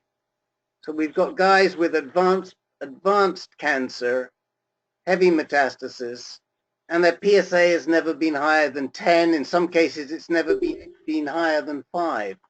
And yet we don't know for sure that they have their disease has morphed into small cell neuroendocrine-like disease. They all started off as adenocarcinomic prostate cancer. And one of them in particular, I think I mentioned to you before we started, tried the etoposide protocol and has found that after finishing, there wasn't a huge response during the period, but it seems like it's made his disease pretty stable, which I saw was one of the results in your slides. So I want to ask you about men who don't make much PSA, and also your experience in the result of the hormone therapy just creating some stability and giving you additional time. Yeah, so the first part of that question, I think if this is a complex area of prostate cancer. There's clearly small cell cancer, which very aggressive, doesn't make PSA, and grows really fast. That is probably not that's not a hormone-sensitive cancer. So it's rare. So that's one group that definitely would not respond to this. Group number 2 are guys who we're starting to see maybe we used to call small cell cancer neuroendocrine cancer too, because small cell cancers typically make endocrine-like things in the lung and things. So that name, those two names kind of go together. But it looks like there's a new form of prostate cancer that may be related to living longer or more intense hormone therapy. We don't know. Where the cancer still makes the androgen receptor. It still makes some of the things that prostate cancer makes, like PSA, but it only makes a little bit. It may not be hormone sensitive anymore. So that group, I don't really know if this would work. We have had some men.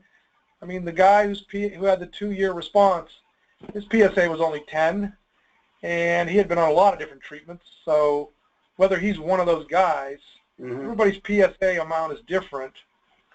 So I would say if you're a guy that your PSA was 10 and you got on primary hormone therapy and it went down and it slowly climbed back up to 10, even though it's a low number, you still probably have disease that's kind of still androgen receptor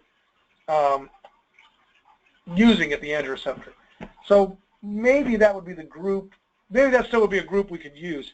We haven't tried to discriminate in our trial those people. So so the answer is I don't know. I wish I had a better answer, but I still think it could be possible. And it could also be possible, just to take it to a different level, that those are the guys we should be treating, because those men's cancer has gone, too far to the left, and the testosterone may bring it back to the right, and make it more differentiated again, less angry, and sort of grow slowly again. So we're we just need more experience with this to try to understand that better. But we have seen that happen. I don't know if they have neuroendocrine kind of cancer, but we have seen men, the thing just sort of kind of stops growing or grows slower, and the disease doesn't really get any worse.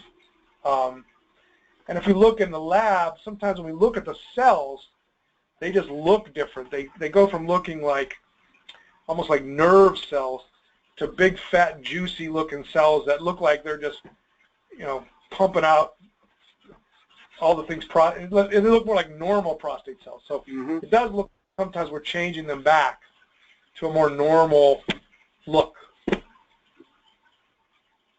Long answer, I don't know. The short answer is, I don't know. Okay. Another question from Alan, down under. And his question is, who are you collaborating with in Australia? His name is Anthony Joshua, I think, or Joshua Anthony. Hold on, something like that.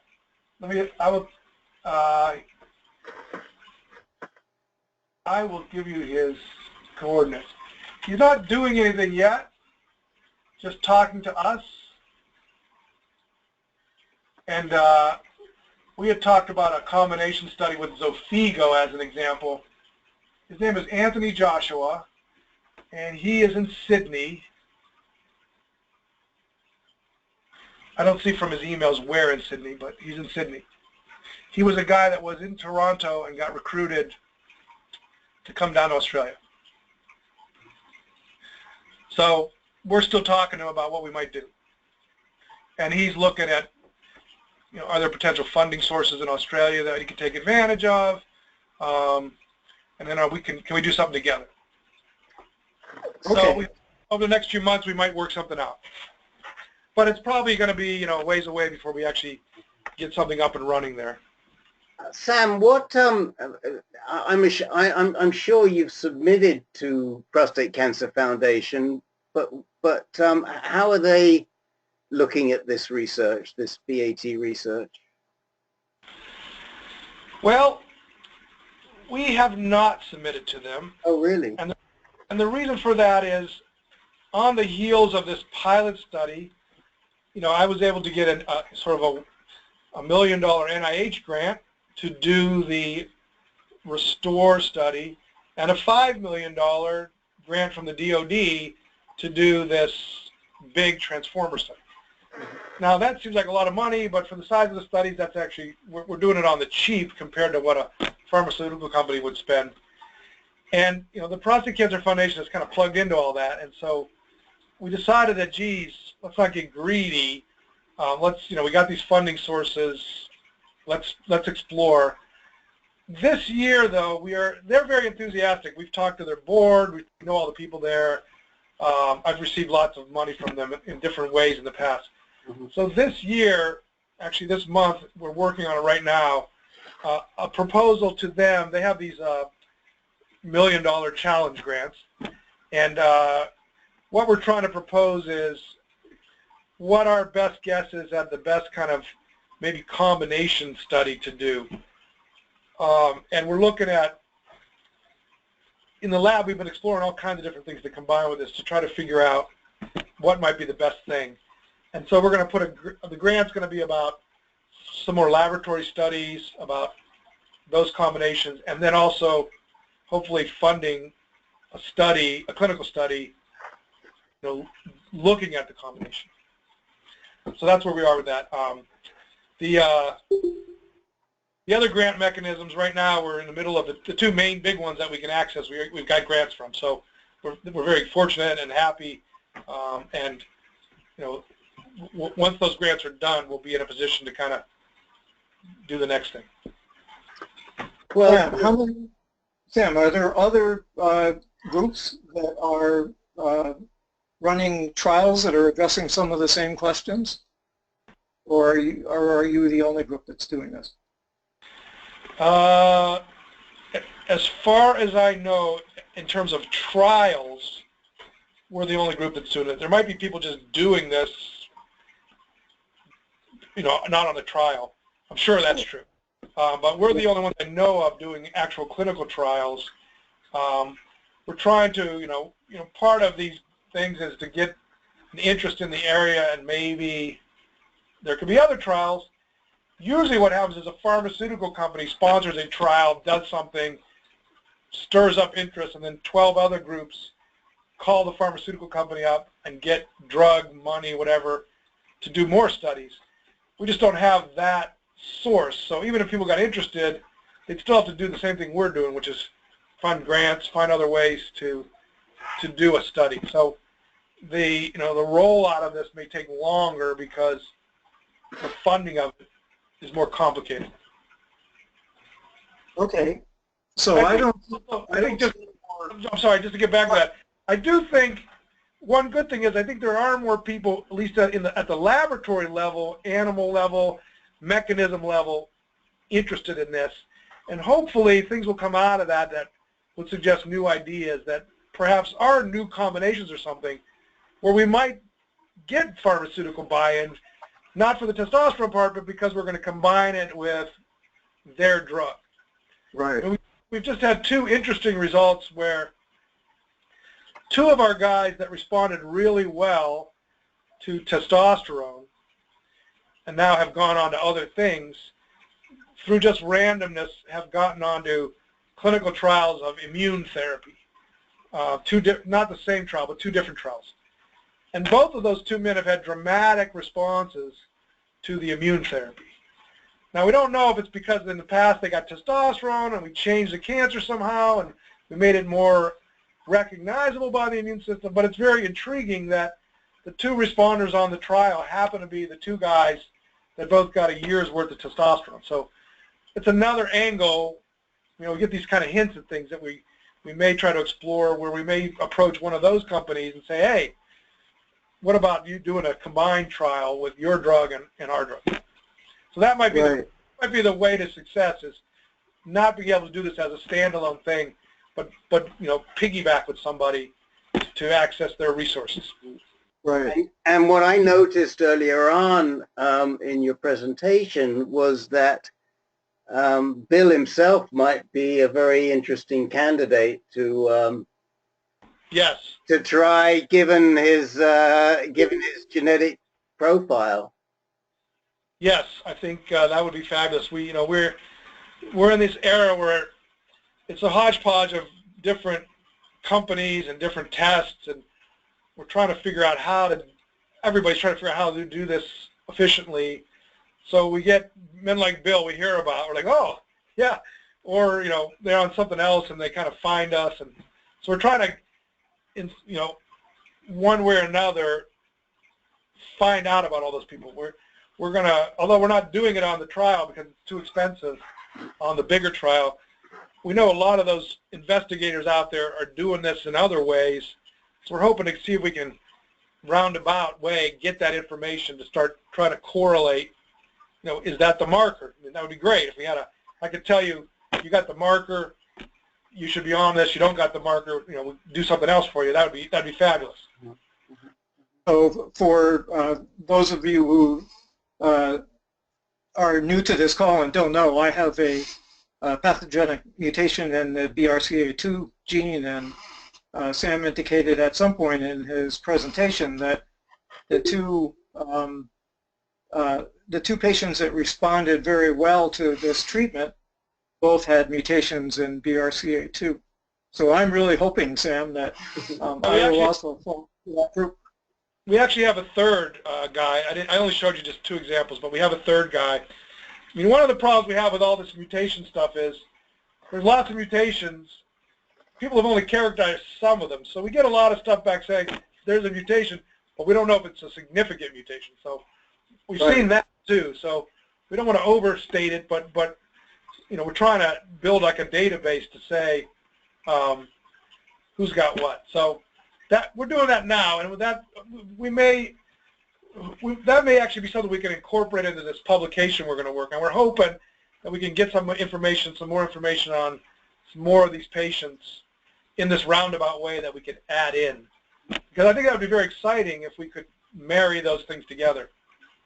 Are you collaborating with anybody at Roswell Park at this point? No. No, you're not. Okay. No, we're not. Okay. We know the people there.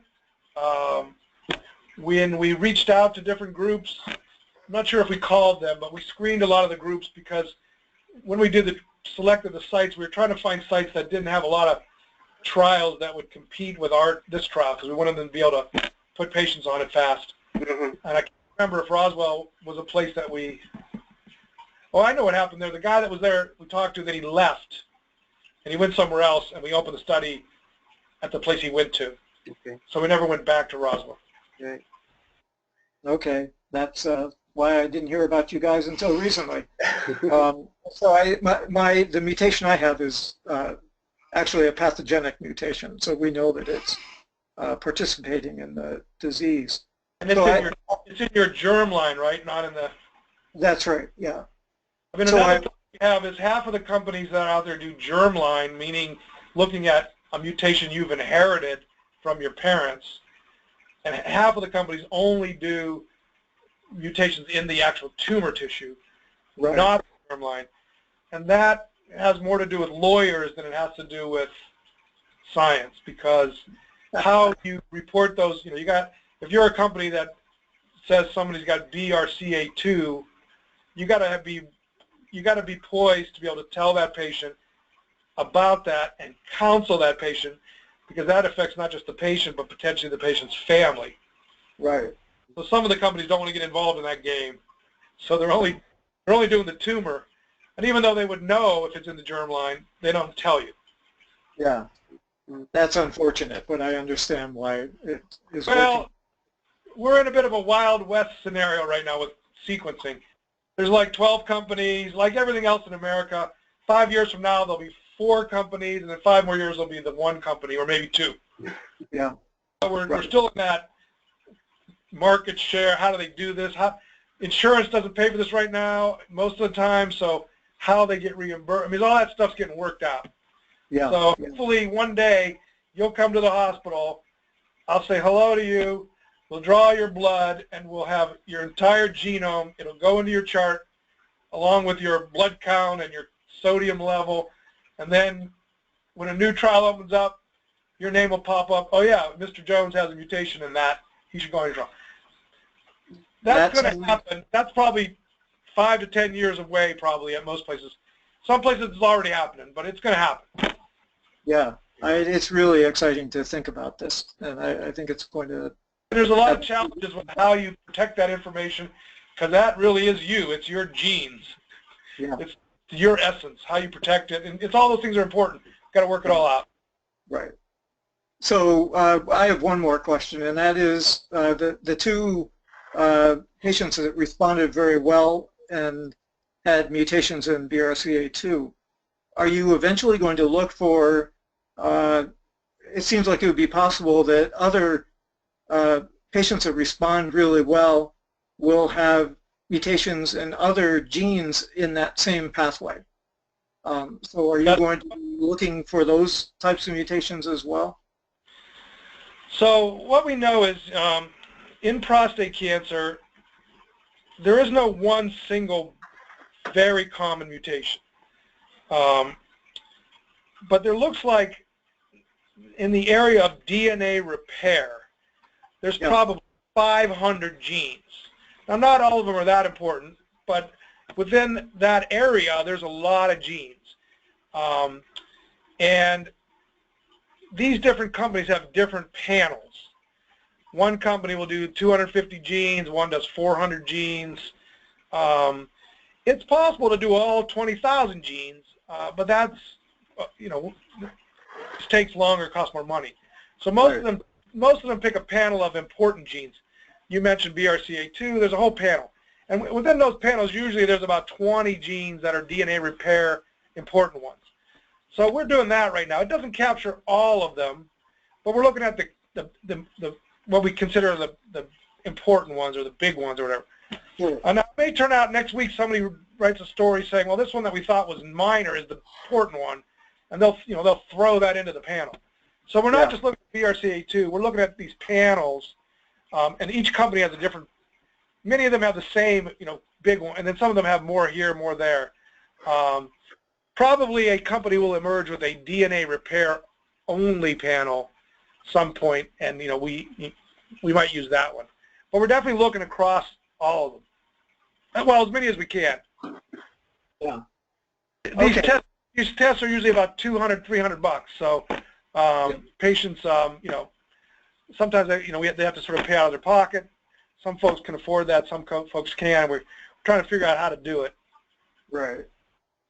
Okay. I think I have one last question that someone has posted in the chat box, and that is, this is from Steve Bornstein. And his question is, given the ready availability of testosterone and the low cost, is there an attempt to collect anecdotal data based on the experience of med-oncs are using it outside of your clinical trial? So I guess what Steve is asking is, are you going to be chasing down, this sort of anecdotal data? Well, no, because just there's not enough time in the day or resources. I would say, like I said before, when I was talking about this at the beginning as an idea before we did the trial, very frequently I would hear from physicians, oh, I treated a guy once with that and it worked. And I kept hearing that story a lot. I would love if the world sends me their, I've heard a couple people already tell me, oh yeah, we tried that and it worked. We don't have any plans to, if people want to email me and tell me about that, we don't have any plans to collect that information. But certainly the more we hear about it, I guess the better. But I haven't other than just occasional. I'm hoping as we publish this and get more interest, maybe people will be letting us know about it. Yeah. And, in the end, people vote with their feet, so to speak. Doctors may try this, and if it 3 or 4 times and it doesn't work, move on. Right. So okay. Go ahead. Sam, I don't think any of us on this call can thank you enough, not only just for the time that you've generously given us tonight, but for this work that you're doing, because it is truly exciting, and I think we all understand much better how and why BAT works. And I suspect that there are a number of people on this call who are interested in participating in the trial if they can, and if they cannot, talking to their medical team about maybe duplicating the trial. If you could be just kind enough to close your email, Sam, because it's masking your email address. Oh, I'm sorry, I just opened up, Mr. There you go. So we will post, for all of you still on the call, and by the way, Sam, we had about 60 people between those who filled up the room and those who called in, and I think we'll get a lot more that will listen and be able to see the slides online when we post them later. Can I just end with one thought? Yes. I mean, this is a tough disease. I've kind of dedicated. This is what I'm pretty boring at parties because all I can talk about is prostate cancer. So I'm kind of dedicated to this. But I am really hopeful. I mean, I've been doing this for 20 years, treating prostate cancer, thinking about prostate cancer. And I think this is about as exciting of a time as I've seen for us. I mean, there's just a lot of stuff going on, and it's really exponentially growing. Cancers do that, but our knowledge and what we're able to do, I think the next couple of years, there's going to be a lot of breakthroughs that, I know I've been saying that in my mind, but really feel strongly about that now. I just think we're on the cusp, and so I encourage everybody to hang in there. And I think there's a lot of hope that good things are coming. I second that, Sam. As a cancer researcher, I think it's an incredibly exciting time to be doing research in this area for all the reasons you just described. I mean, we were sort of hormone therapy, chemotherapy for a long time, and now there's all these different. It's like it's not sure which sort of horse to chase after. There's so many horses, so it's very exciting for me at least. Right. Well, this seems to me to be one of the best ones that I've encountered. I'm really excited about the possibilities. I mean, I am for a lot of other, treatment modalities I'm aware of, but this one just seems to be very promising.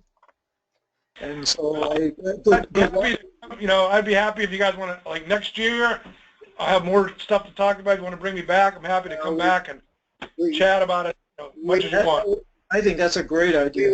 We would love to, and I'll be in touch with you anyway. I definitely want to make this connection for you with John Waxman. And by the way, one of our Aussie Down Under contributors told us that Joshua is at the Garvan Institute, Garvan. Thank you. That's what it is. Yeah. I forgot. Yeah. I don't know where that is. It's in Sydney. Okay. So anyway, we've come to 7 o'clock. We're right on time. So we're going to close out the meeting right now with again a huge vote of thanks to you, Sam, and we'll be in touch with you before too long. And like I say, if you've got any patients who would like to participate, you can hear what our regular meetings sound like just by going to YouTube and listening to one of the recordings. And we would love to welcome anybody we will welcome anybody you send to us. Thank you so much. Thanks a lot. You're welcome. Well, good night to everyone. Good night. And, Good night. Thanks. bye-bye. Bye-bye.